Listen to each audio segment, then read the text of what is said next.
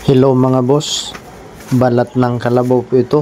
Wow! Bali yan po ay 5 kilong balat at 3 kilong laman. Ipapaulam po natin ito sa mga konsumisyon sa buhay. Medyo dinami-damihan ko na mga boss dahil medyo malayo sa amin ang palengke kung saan may mabibili ng ganitong klaseng karne. Bali, kalahati lang muna ang lulutuin natin dito mga boss.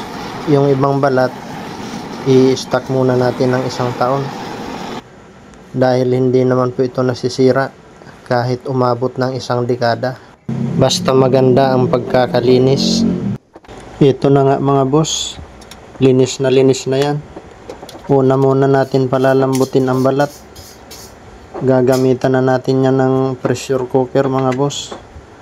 Ayaw ko sanang gumamit nito dahil bawal ito sa tangi. Kaya lang umabot na tayo sa oras de peligro. Kaya kailangan na natin magmadali. Medyo tanghali na kasi ito mga boss.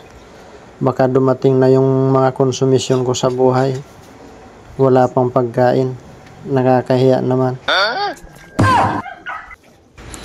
Counting sailing nga lang pala nilagay ko dyan mga boss. Kasi nagre-reklamo na yung iba.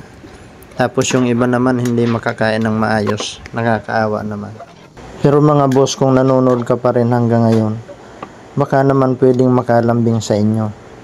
Pa-like and share naman. At kung hindi ka pa nakapalo sa akin, pakipindot mo na yung follow button dyan. Maraming salamat. Naglagay nga rin pala tayo dyan mga boss ng kaunting libas para may kaunting asim ang lola mo. Sa puntong ito mga boss, medyo nararamdaman ko na masisira na naman ang diet ko. Medyo kailangan natin maghanda ng marami-raming kanin. Malapit na po itong maluto mga boss. Wow. Hanggang dito na lang ang ating video. Maraming salamat.